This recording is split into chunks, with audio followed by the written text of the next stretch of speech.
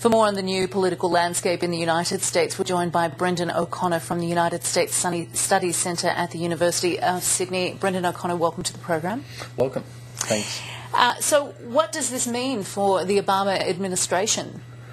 Well, it will be something to play off against. I think Obama's done well in the short period since the Republicans won the election for the House of Representatives. The Democrats still control the upper house of the Senate, so the Congress is split in many regards. And I think Obama's done well presenting himself as a peacemaker, as someone who can negotiate, who can listen to the other side. And I think that very much comes from his personality, his background as a community worker, someone of mixed race who's maybe had to work with people of different ilk. So I think temperamentally he's quite suited to that.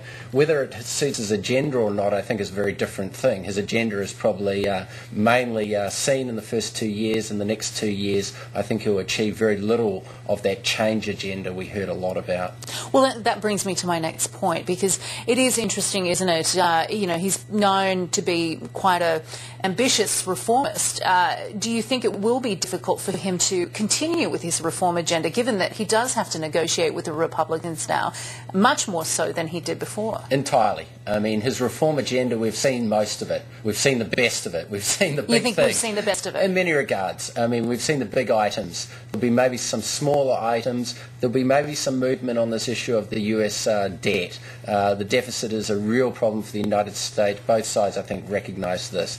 So that issue might be confronted, but there will be very sort of little ground the Republicans will want to give up for things that they see as liberal reforms, left-of-centre reforms. So I think Obama will be really stuck there. The Republicans will block those ideas, and the Republicans now have the chance to put their own ideas forward in the House of Representatives and say, we want to do things like repeal the healthcare reform that Obama was able to pass. Do you think that they'll be successful in that effort?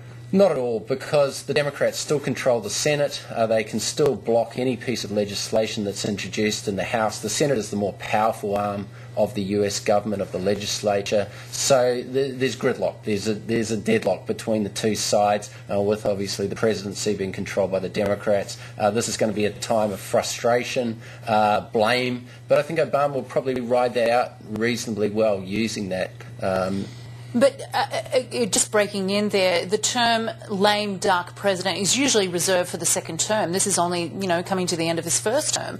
Could we apply that now, or is that just a little bit too harsh? We've been here before. In 1994, 2 years into Bill Clinton's presidency, even a worse situation occurred for Clinton. He didn't only lose the House of Representatives, his party, but they also lost the Senate.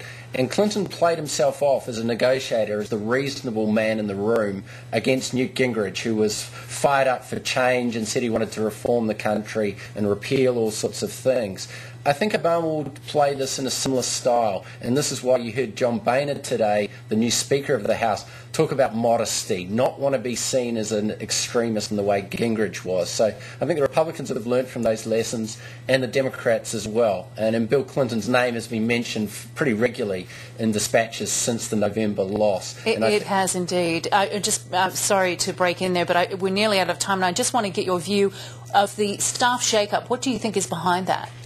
Well, Obama called it a shellacking in November. I think there was a sense that he was a great speaker on the campaign trail, eloquent, but not a very good communicator as president, and that seemed to be kind of surprising. So I think he's got to get out there and communicate a lot better, present a human touch, a more popular style. So I think they'll be looking for people who can give him ways of looking more in touch with the American people. All right, Brendon O'Connor, we'll have to leave it there. Thanks for joining the program. My pleasure.